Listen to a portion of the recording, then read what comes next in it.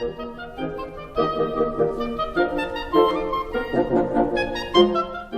I have the big one, which is probably the funniest in terms of funny bunnies, and headaches in terms of writing the routine, which took Carl and me and Tim here nearly 2 years to get this one cracked, is what I think it's fair to say is, if not the world's first, I think the world's best bookseller interface into eBay. This is for a bulk interface, so you can upload all your books to eBay. And I'll put a sheet in here, which I won't rabbit on about here. I'll put a sheet in here about an experiment which I did, and I've given you all the data. 2 weeks ago I sent 14,000 books of my own up to eBay, and in 2 weeks I've had about $6,500 worth of sales. My books are not particularly brilliant, they're not particularly exotic. They range from motor manuals starting at about $19 right through to very expensive books. But if you look at my books on eBay or anywhere else, I don't think you'll find they're too much different from most of the people who are in this room. The listings will be similar to mine, not wildly different. Now I can't guarantee that my own experience will be the same. Phil can guarantee that when we've managed to get his big number of listings up on eBay, he's done very well. He can speak briefly to that a little bit later, but I think it's clear that eBay is the coming site for sales. I think for Australians, where there are difficulties in uploading to Amazon, it can be done. We'll touch on that briefly later. I think eBay is going to be an increasingly important site. Tim Davies gave his little bit of hype this morning, which I think was very good. I think he put it very well. I think, to be fair to eBay, I think the restrictions they're putting out, like restricting photo size, trying to prevent all this page hogging, duplicates and so on, are based on sensible and valid principles that I fully support, and I suspect most of us would. They're getting a bit of that wrong here and there, which is creating a few headaches, but as we discussed earlier, we'll try and sort them out later. We've written the interface now from our BookZangle's database. We're very proud of it, and Tim is going to rattle through that and show you how the one entry of your data, this is always our principle, you enter the book once. We only want you to enter it once. We only want you to put in first edition once. We only want you to enter everything once, and enter it as you would enter your data to go to A-Books and other sites. Then when you pull the lever and say send that one to eBay, we want our database to do all the work in converting it into all the item specifics and so on which are relevant to eBay, which are all different to what Abe uses, and that's the principle that we've worked on, and that's what Tim's going to explain and just run through with a brief demo right now. Just quickly a question and post how simple it is to get your books into eBay from Bookselling. It's really 4 steps. Maybe Clara, if you just in the top screen, just highlight that little eBay button. You go to eBay button. You can see that one. Yeah, just around there. So if you just got all your records, you want to send them out to eBay, just click on your eBay. Number 2, it comes up to our select batch export, which is just the range of books that you're actually ready to send up. Number 3, we've got the confirm export. It's just a little screen that's telling us how many books we're about to upload, have they been uploaded previously, just really a little confirmation. And then step 4 is the importing the file straight into TurboLister. So we'll go into those in detail now. Just change the slide. Now this is the screen that we go into when we select the eBay button. And this is the eBay per entry settings. Now, you can see the book title at the top here is Central Australia. The author's T.C. Madigan.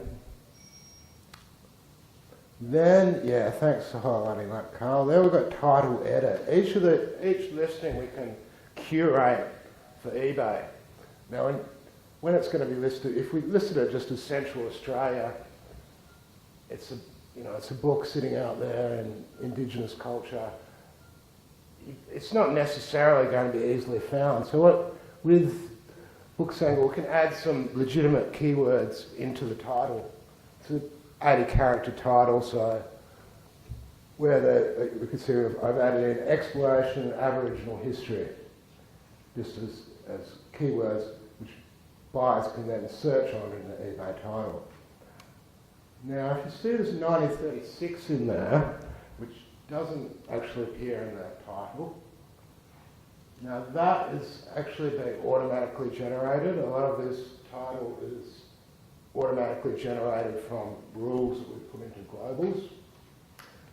Now, those rules can be changed on an individual basis, and this one actually demonstrates that with make auto adjustments to final title at eBay. We can see first edition, like our global for first edition is yes, we want to include first edition, but we're going to just change it to the abbreviation first ed. With this particular title, I thought, there's enough room. Why not put first edition in? Customers might be searching for first edition, so I've just changed that title over there to. So in our output, we're seeing first edition up there instead of first ed. Likewise with the binding, it's showing HC for hardcover, and that's automatically getting shot up into the eBay title. So coming from pretty well Central Australia, PC Madigan, really not that searchable. The customer is looking for Aboriginal history or exploration history and do a search for those. Even with Australia, they're just not going to find it. But in addition to a few legitimate keywords, you can't just spam the situation, just drag in any old keyword to get people to go to your title, but there's nothing wrong with using legitimate keywords to drive that business. Automatically to non-fiction, we may want to adjust that to antiquarian, antique and antiquarian.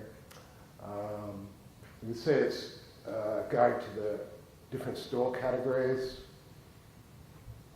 So yes, going to art, print, ephemera. All those are totally configurable for each individual entry.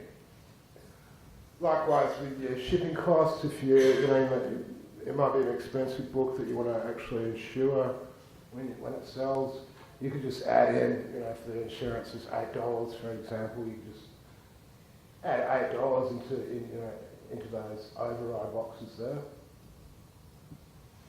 Yeah. Below that you've got your auction settings.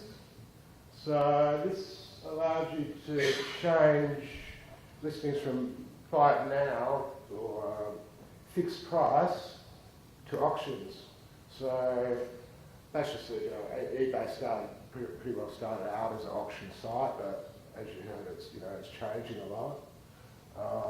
There we just change that to auction, put in the amount of days we want the auction to run, any reserve price, start price, buy it now price, that'll all just automatically get generated into our listing. I think, yes. Yeah, just up there, up in the top right, you'll see the picture gallery. That's just where you enter all your captions for your pictures up there on those numbers. That's just a text box entry. All right, next one, thanks, Carl. Now, this is global settings, which is actually where a lot of the clever stuff is being done.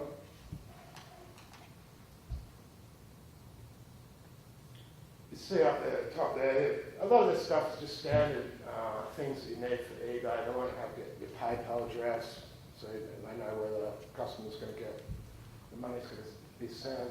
They want to know your postcode, so they've got your location. eBay has some really clever systems for finding items by location. Like you may want to search for something within 5 kilometres of your postcode. eBay will allow you to do that by picking up on your postcodes. Default on fixed priced item. Some people might want to default to always being an auction.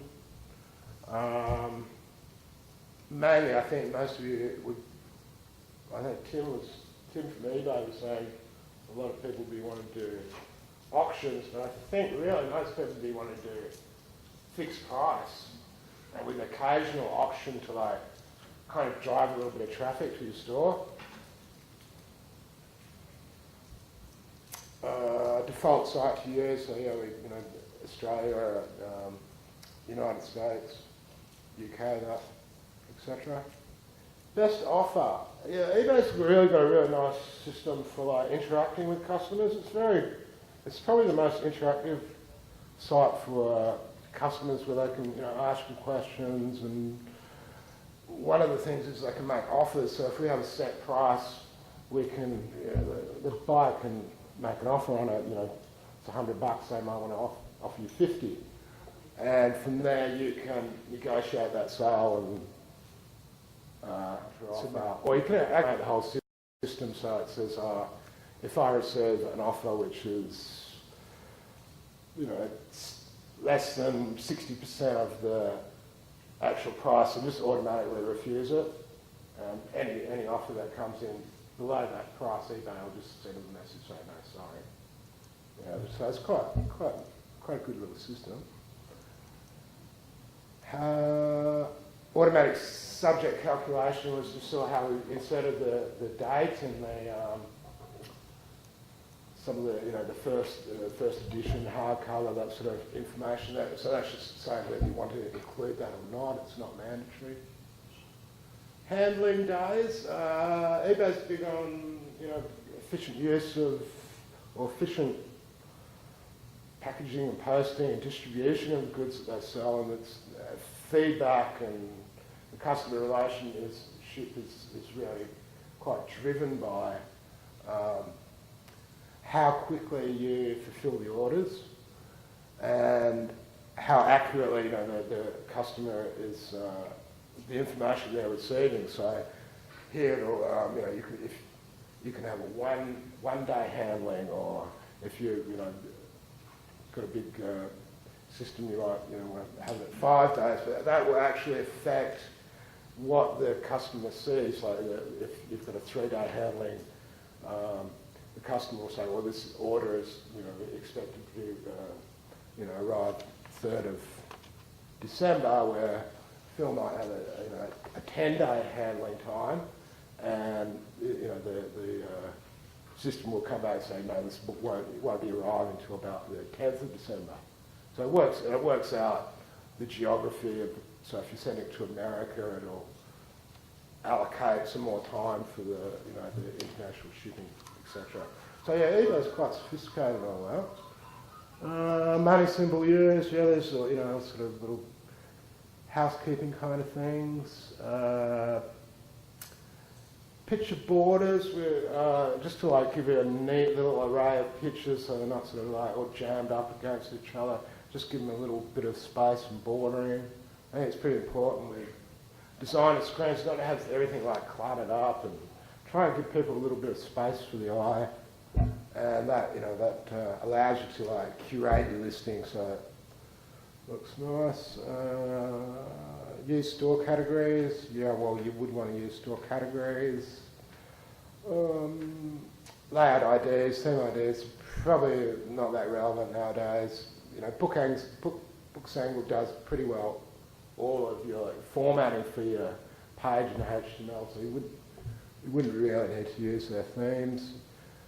Returns accepted. I think that's pretty well mandatory now that you have to accept returns. So definitely, if you want to be a power seller, which is a little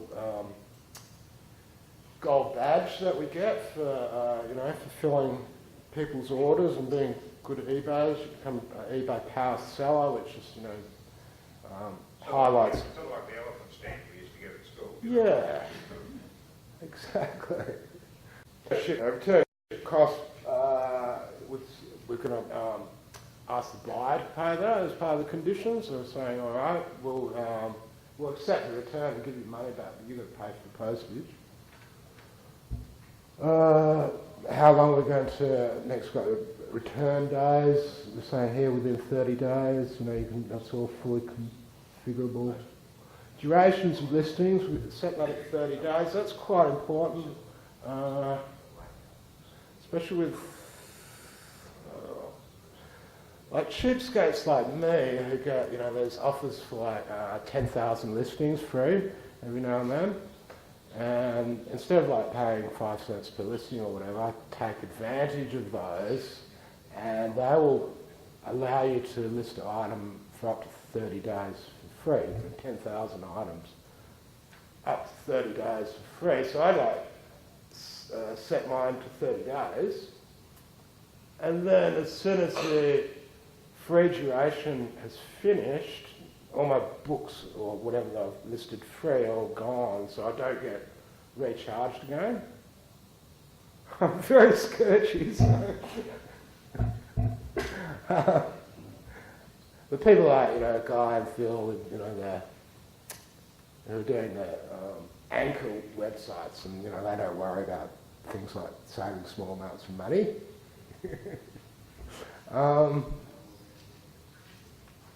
Display captions, if you, can turn that on and off as you will.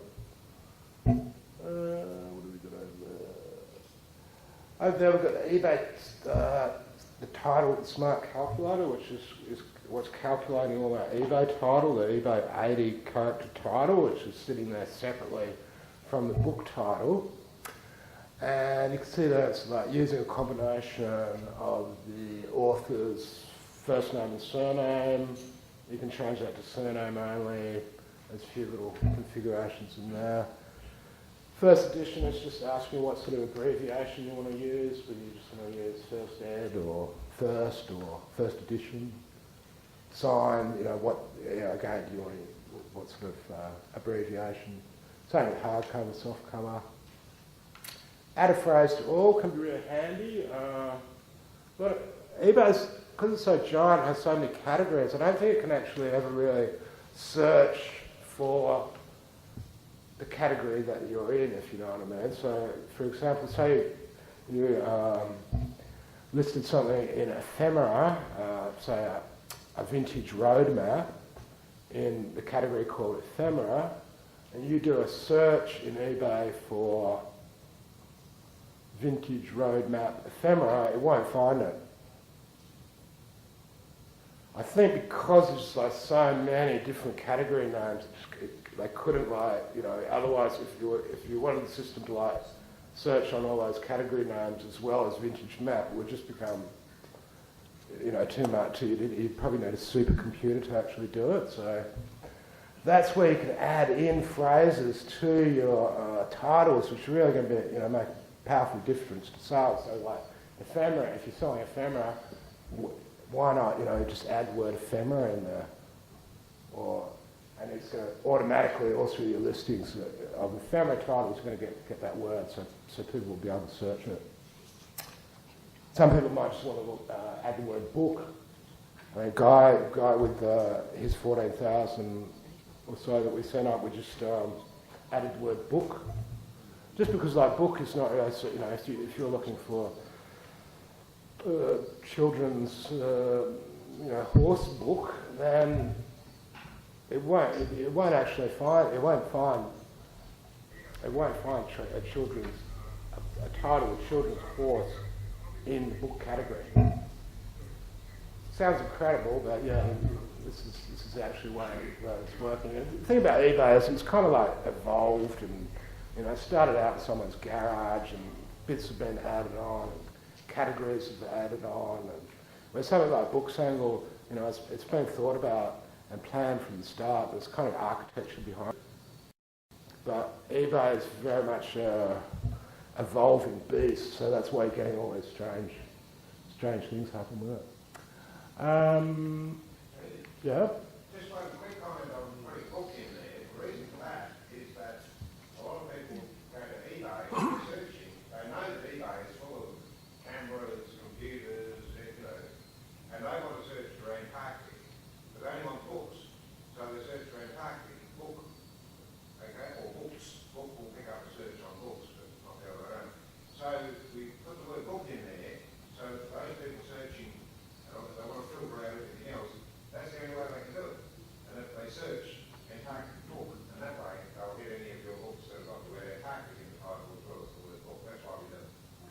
I think, you know, it's part of the market as well. You know, like eBay probably isn't quite as sophisticated as, you know, Abe and stuff like that. You know, there's a lot of people, you know, just pick up their phone or whatever, and, you know, as Guy was saying, the boss, you know, says to the secretary, "Oh, get me, you know, Alan Borders, you know, biography," and they're not, you know, they're not that au fait with a lot of this stuff, and the easier you can do it, the simpler it is to find it. You know, you're going to get paid off with sales and results.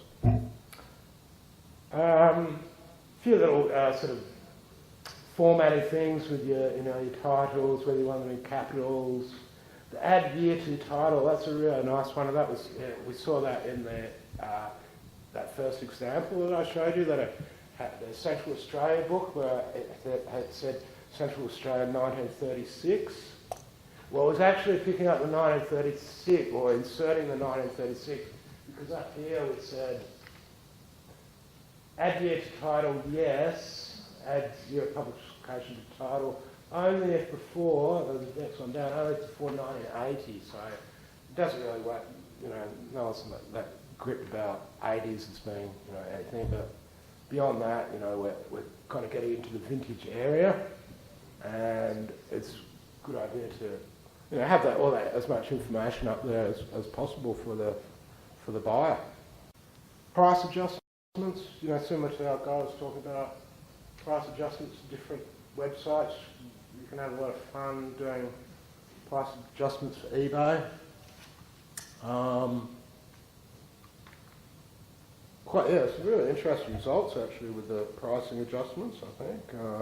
With some tests we did, we had databases that had a lot of, you know, books under $12 or something like that, wasn't, you know, $12.99, a horrible price like that. And it's, you know, it's when, you know, you're paying people to go and pick books out of storage and stuff like that, it's getting, you know, whether it's feasible to do it at that price. So bang, just put all the prices up to $19.99 automatically through the database, and no effect on sales. So, you know, it's interesting, you know, what sort of things you can, you know, experiment with the BookZangle's system. You do that to your cent or just a set fee, so you might just want to add $10 to all eBay books or add 20%. Swing through there, Carl. I'm just going to have a quick look at the global shipping. This is where we're, you know, it's automatically calculating all our shipping. It does look rather confusing, some of those screens, like you're working at the stock exchange, but they, once you use them, you know, it's all fairly simple. And the global settings, to a degree, you really like setting them up once, and that's it, really.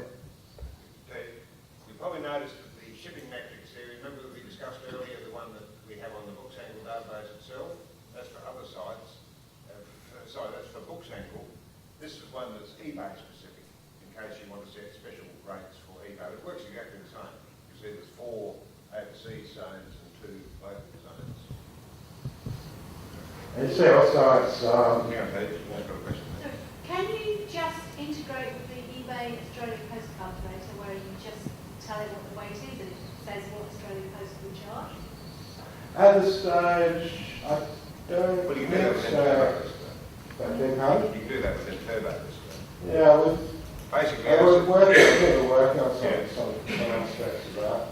certainly as far as that type of thing is concerned, if you're familiar with using Turbo, as Steve just sort of explained very briefly, and we won't go into the gory details, essentially this system creates a bulk file that you load into Turbo. Once you're in Turbo, I just then pull the lever and go straight to eBay, because I've done it all myself. If you want to, you can turn all that off, and once you've got your 10,000 listings in Turbo Lister, you can use all of Turbo Lister's tools as you wish to set any of those settings. Up to you. All right. You've got your global payments accepted down the bottom here. There's, you know, you have to accept PayPal, but whether you can accept credit cards, like personal checks, that sort of thing. I think you want to accept as many payment methods as possible with eBay because, just to make life simple for the customer, why make it more difficult? Yeah, interesting. Over there we've got the separate zones as well. So in the international ship type zones here, it's got the Asia. It's got over to the right, Carl. It's got a little pipe in there. So it's got Asia, little pipe, JP for Japan, HK for Hong Kong. They're just like standard country codes that eBay can pick up. And so we're like giving eBay an individual zone for Asia, New Zealand, and just you could if you want to add in another country, another exotic Asian destination, you could just add in the country code to that area, and it'll automatically get picked up by eBay and displayed. Yep. All right. Okay. Let's press on. Quickly, this is just the continue export page where we're that's just telling us how many records we're about to upload. Continue export, that's creating our file for Turbo Lister. So press onwards, Carl. And this is the actual listing that gets generated within eBay from all the data file. Probably up the top, Carl. Check out the item and specifics are the real hot potatoes of this system. You see it's got, it's picking up hardcover, subject, language, putting in the ISBN, special attributes, all automatically from the database. So you've entered it once, and this is all automatically being generated. Got our, a nice little title, author, picture array. This is an actual listing of eBay. Yeah. Captions for your pictures. More your book publishing details again. Just a nice little easy to read array. All that formatting is all automatically generated for you. Bit of a description, comments, book condition. Oh yeah, it's all just automatically generated again. Size of the item, all your shipping costs, warranties.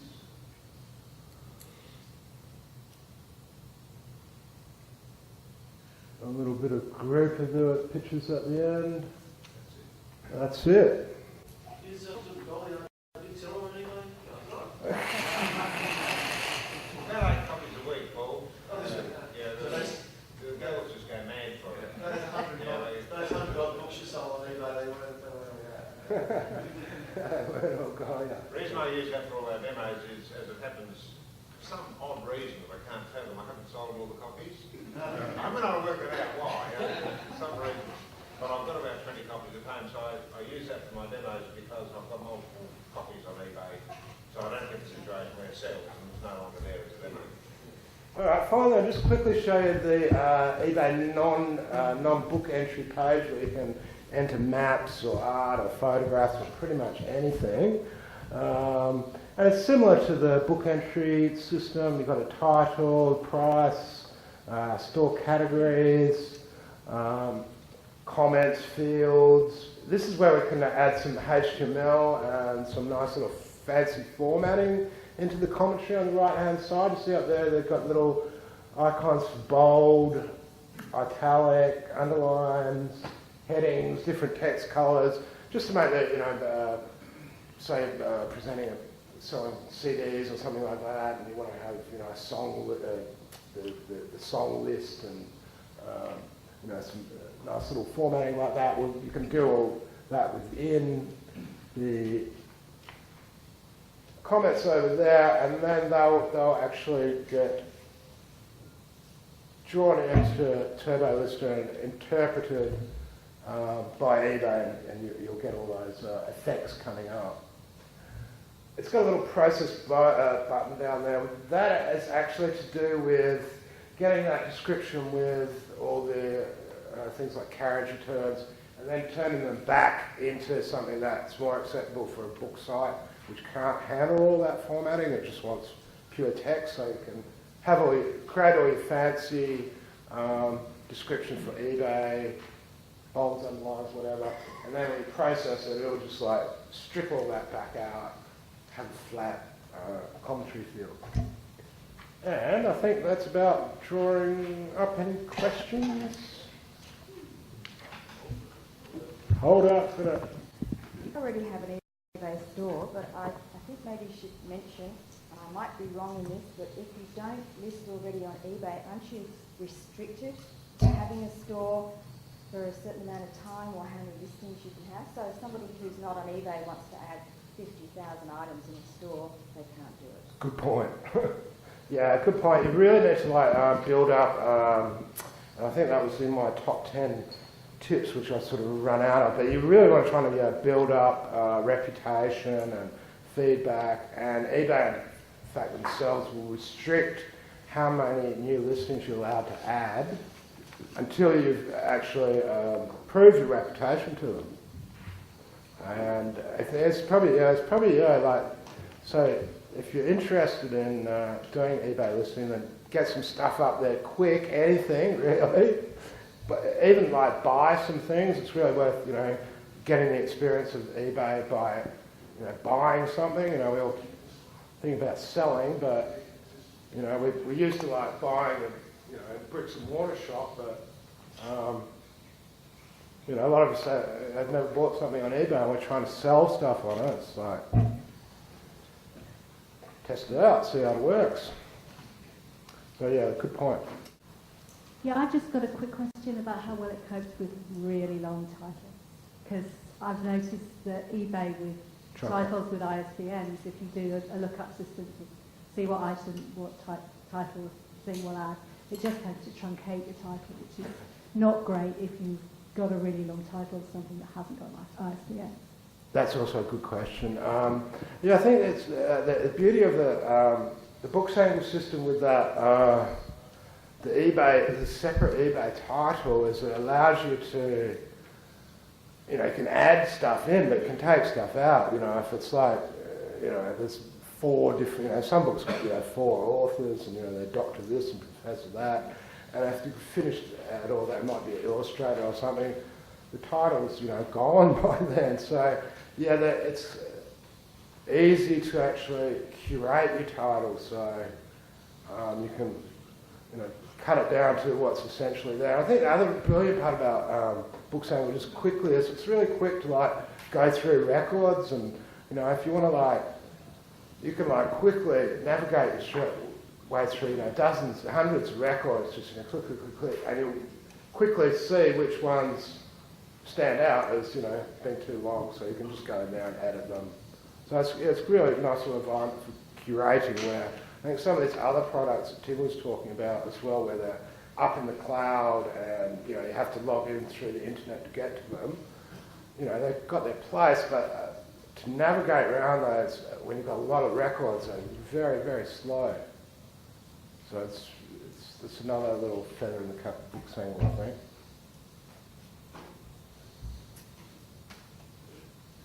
What time's a cup of tea? Steve Law Books. Does this upload to your store, your eBay store, or does it just go to the general site, like the eBay site? Well, both. When you've got a store and you upload an item, it will end up in your store somewhere. But what Guy and I and Carl cleverly done is worked out a system where it's automatically working out which category in your store the item should go from the subject. So it's about animal welfare or something. It'll pick up on the BookZangle subject and put that book into your eBay store in the correct, be animals and pet care or whatever. It'll also go to the correct eBay subject, which is different from your own shop category, if you know what I mean. So it does all that very cleverly. When you upload... Just on that question just asked, Tim is perfectly correct in what he says. Basically, on another page that we haven't shown here, you've got a map, and you can set up to 100 store categories at eBay, 2 of each, mapped to your own use of category which you use for your current book. So you might have sport, or you might have cricket, football and hockey as 3 of your categories. You can either use our consolidated fixed categories, which automates everything, or you can spend the time and go in and set your 100 field map, and thereafter where you've got your category cricket that's going to Abe or whatever, it'll go into your cricket store category if you've mapped it so. And you can map up to 100. You can change the set default ones as well. Like we had a customer in the UK who didn't really like, for whatever reason, where some of the books were going, so he wanted these all to go into antiques and antiquarian or something like that, so he just like manually changed it and all those books end up in there. Yes? So when you send that up, that goes to Turbo Lister? That's right. And you go into your Turbo Lister and you upload that into your eBay store? Correct. So it doesn't go directly to your store, it goes to Turbo Lister and then you unsend it? Yeah, at the moment, that's this is I think this is the first. Well, it is the first version of the software, so it's taken a while. So it's kind of like the entry level, but people like Phil are using more like a server-based system, which as the guys explain, the systems are improving all the time. So at the moment it's Turbo Lister, but I think it's pretty cool. eBay's API is just a nightmare, and we're working on it. Once we've cracked the API, that'll be a while, we'll be able to pull it in and go direct if we think that's the way to go.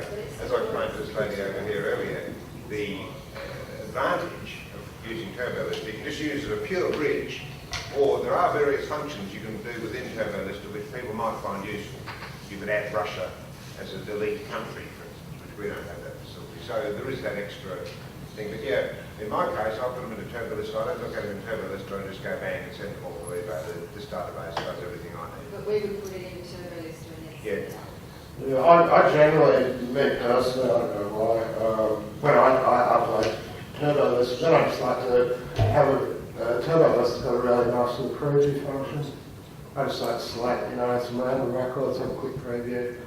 I don't know why I do it, just to prove that it's there or something. You really don't need to, but it can be nice just to double check how it's looking, make sure there's no problems before you press the button and send it up to eBay.